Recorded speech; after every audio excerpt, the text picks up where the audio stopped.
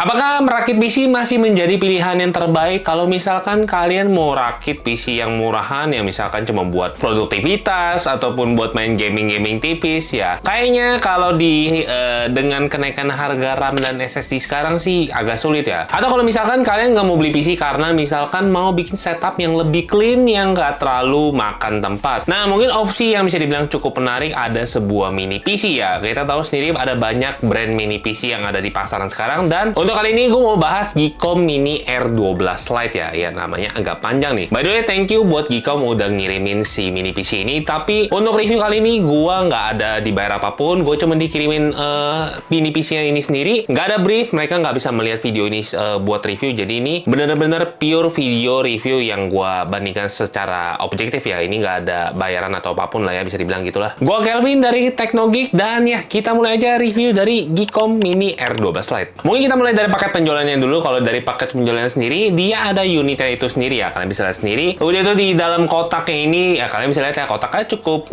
bagus bisa dibilang nih untuk sebuah mini PC yang harganya masih bisa dibilang termasuk murah ya. Di dalam paket penjualannya, dia ada power adapter yang ini sebenarnya gue agak sayangkan nih. Karena apa? Power adapternya gede banget untuk sebuah mini PC yang nggak butuh powernya terlalu gede ya. Udah itu dia ada VESA mount ya. Betul, karena ini mini PC bentuknya kecil. Di bagian belakang ini juga kalian bisa pasangin VESA mount kalau misalkan nggak mau makan tempat, jadi kalian tinggal langsung tempelin aja ke belakang monitor kalian ya. Lalu juga ada kabel HDMI dan terakhir ada buku manual booknya ya. Di sini manual booknya mungkin kalian perlu baca kalau misalkan kalian mau pasangin di sebagai mount di belakang monitor kalian ya. Nah, untuk prosesornya ini dia pakai Intel N95. Ya betul, ini bisa dibilang prosesor yang cukup entry level ya. Jadi kalau kalian expect ini untuk bisa main gaming ya, saran gua jangan. Ini kurang cocok untuk dipakai buat gaming. Memang gaming-gaming ringan nanti gua akan kasih lihat juga ya. Sebenarnya masih bisa, tapi ya kalau menurut gua tapi ini lebih cocok untuk dijadiin produktivitas aja dibandingkan untuk gaming nih. Nah, langsung aja kita sekalian buka isinya buat kasih lihat sama RAM dan SSD-nya ini ya. Untuk RAM-nya sendiri dia pakai 8GB DDR4 dan ini bisa di-upgrade sampai 16GB. Untuk SSD-nya sendiri dia pakai yang udah slot 2280 dan ini dia pakainya di 256GB yang secara speed sebenarnya ya cukup oke lah ya untuk SSD, bukannya paling kencang tapi udah lumayan lah untuk sebuah SSD dia dapat di sekitar 3000-an. Nah, mungkin kalian akan mempertanyakan ya, RAM dan storage sekecil ini bisa buat apa 8GB sama 256GB? Memang sebenarnya RAM 8GB ini bisa kita upgrade, tapi sangat disayangkan kalau Intel N95 ini memang punya keterbatasan untuk pakai RAM-nya ya. Untuk RAM-nya sendiri dia cuma bisa pakai single channel nih. Jadi kalau kalian upgrade lagi buat 8 jadi 16GB kayaknya agak sayang gitu. Menurut gua sih pakai aja yang udah ada di sini. Dan SSD-nya sebenarnya juga bisa di-upgrade ke 1 tera, tapi buat apa juga ya? Menurut gua udah lebih dari cukup ya. Karena kenapa? Karena secara performance yang tadi udah dikombinasin dia pakai Intel N95, RAM-nya 8GB, storage-nya 256. Ini hanya cocok untuk dipakein produktivitas kayak misalkan untuk pakai spreadsheet, buat multimedia ringan-ringan atau misalkan kalian mau bikin dokumen Word ataupun ya buat ngeter Excel masih oke lah ya. Untuk dipakai nonton juga masih cukup oke, dan karena gue juga sendiri tesnya pakai di display output 2K, udah nyalain SDR nggak ada masalah. Buat nonton masih lumayan banget untuk streaming ringan lah ya. Tapi kalau untuk buat gaming kayaknya agak kasihan sih untuk kalian paksa untuk main game berat ya. Tapi nggak perlu khawatir, gue juga udah pasti tes game-game ringan itu masih kuat loh ternyata. Nah, untuk masalah thermalnya sendiri ya, Geekom ini udah klaim kalau dia punya dual copper heat pipe yang bisa ngejaga performance-nya tetap stabil walaupun dipakai lama ya. Karena ya ini heatsinknya, bukan heatsinknya sorry, intake-nya itu ada di kiri kanan untuk ambil anginnya, sama exhaust-nya itu ada di bagian belakang. Jadi selama pemakaian gue sebenarnya ini cukup adem ya, karena hampir selalu nggak ada suara sih menurut gue. Mungkin kalau yang berat-berat baru berasa sama pas pertama kali booting itu baru berasa ya ada suara kipasnya sedikit nyedot kencang, habis itu dia akan diem aja. Nah, untuk build quality-nya sama desainnya ya bisa dibilang ini standar aja kayak mini PC ya.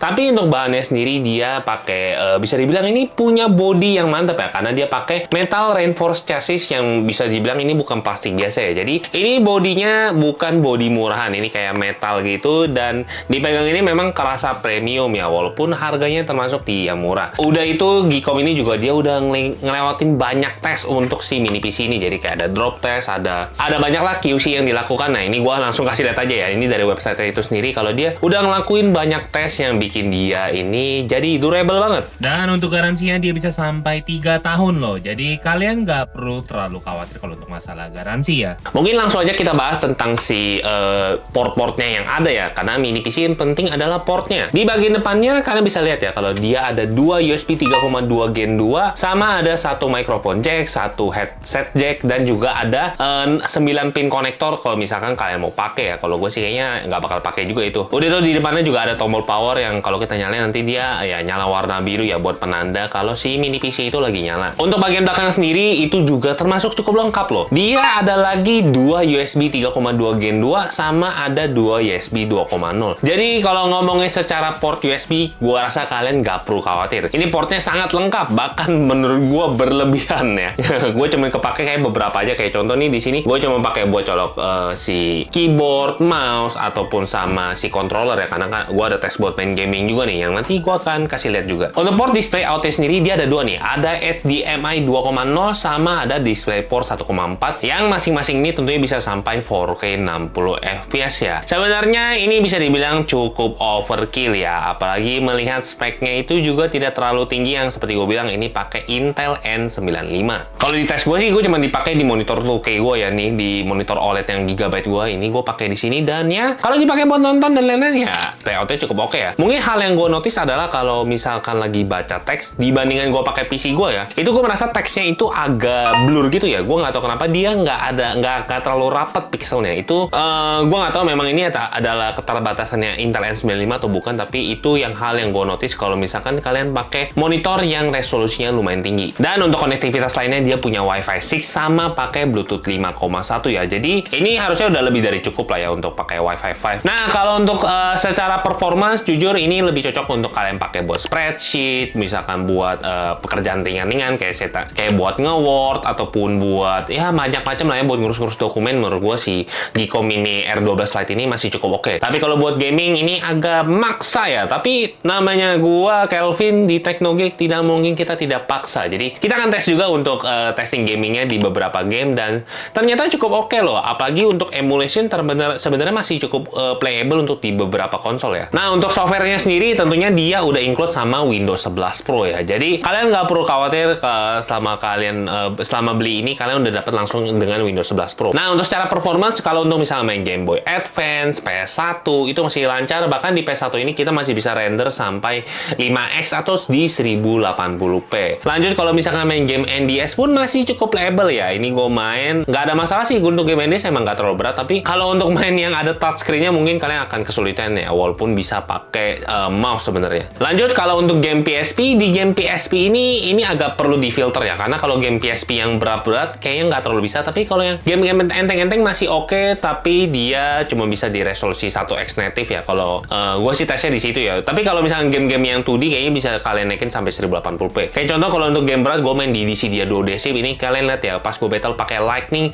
itu slow down banget dan menurut gue ini nggak playable walaupun gue udah pakai di resolution native dan untuk si renderingnya gue pakai Direct 3D ya. Karena kalau pakai Vulkan atau OpenGL itu nge-crash sih, dia nggak bisa nih kayak di Intel N95. Lalu untuk game PS2 juga masih playable di beberapa game, tapi kalau misalnya game yang 3D yang terlalu berat itu, ini gue settingannya main di 720p ya. Kayak contoh gue main di Final Fantasy 10 di sini, kalian bisa lihat ya slow down banget. Bahkan main di Valkyrie Profile 2 Silmeria itu juga sama, terlihat slow down speednya itu cuma bisa di sekitar 80%-an. Tapi kalau misalnya game-game enteng masih bisa kok. Kayak contoh di sini gue tesnya pakai Tales of Destiny ya, nggak ada masalah sama sekali. Ini masih lancar di 60 fps ya, karena mungkin game itu pakai grafik sprite yang di 2D gitu ya, jadi nggak terlalu ada masalah sama sekali. Nah, setelah emulasi tentunya kita akan tes langsung di game Steam ya. Kalau untuk game Steam gue ada tes di beberapa game, kayak contoh main di Persona 4 Golden. Di sini kita bisa main di 1080p, tapi kalian harus turunin renderingnya ke 75% biar bisa dapat stabil di 60 fps ya. Karena kalau main rendering scale-nya di 100% itu suka ngedrop ke 30 dan kadang-kadang ada slowdown ya. Jadi ini memang nggak terlalu bisa dipaksa untuk gaming yang terlalu berat. Lalu main Octopath Traveler 2 di sini gue setting di 720p low, itu dapat di kisaran di 24 sampai 30 fps ya. Jadi emang ini udah nggak terlalu sanggup sebenarnya untuk main game-game terbaru. Bahkan menurut gue Octopath Traveler 2 walaupun masih playable karena di game yang turn based ini shadow-nya jelek banget gitu. Karena biasanya gue main game di settingan medium itu menurut gue paling oke untuk grafiknya Octopath Traveler 2. Lalu lanjut main game-game yang berat lagi, ada di Sleeping Dog. Sleeping Dog itu kalau kita main di 1080p di low itu bisa dapat di sekitar 30 fps ya. Tapi memang grafiknya lumayan burik ya. Jadi memang game-game 3D gue nggak terlalu sarankan. Nah, kalau game-game enteng udah jelas lancar lah ya, kayak main Coffee Talk, Chain Echoes, bahkan main Five Hearts, Under One Roof. Ya, main visual novel di sini juga masih nikmat ya, nggak ada masalah sama sekali. Walaupun TDP-nya cuma di 15 watt aja. Jadi, ya kalau kalian mau main game, ini bukan pilihan yang tepat. Tapi kalau buat,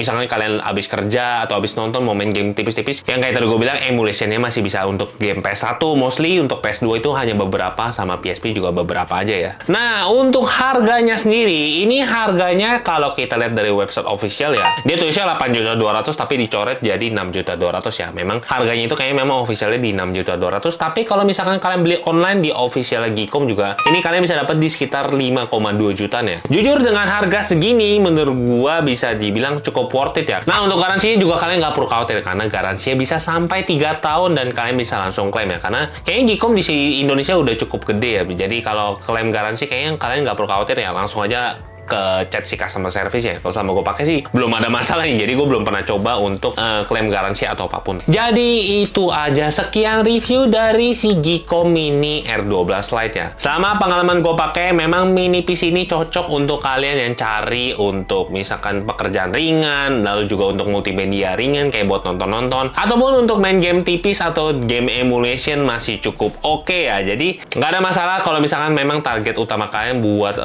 produktivitas yang ringan ya, yang nggak terlalu berat-berat sama buat nonton tipis-tipis sama gaming tipis-tipis. Kalau kalian cari yang murah, yang cari nggak perlu listrik yang gede, karena ini cuma TDP di sekitar 15 watt, ya ini pilihan yang tepat untuk kalian pakai. Dan itu dia compact ya, kalau kalian misalkan mau bawa ke tempat lain juga, ya mungkin bisa ya. Tapi gue nggak tahu sih kapan kondisi kalian bisa bawa-bawa mini PC ini untuk cabut colok kemana-mana. Tapi ya, ini bisa karena mini PC sangat ringan ya. Untuk link pembelian, gue udah taruh di bawah dan kalian bisa langsung cek langsung. Siapa tahu kalau misalkan kalian dapat di harga di bawah 5 juta tipis atau di bawah 5 juta, kayak ini cukup oke untuk kalian beli dengan ya catatan seperti tadi ya. Kalau kalian suka dengan video ini, jangan lupa like. Kalau nggak suka, boleh dislike ya. Kita ketemu lagi di video berikutnya ya. Atau kalau misalkan kalian penasaran sama mini PC lainnya, kalian boleh komentar juga di bawah ya. Gue Kelvin dari Teknogeek, pamit dulu. Bye.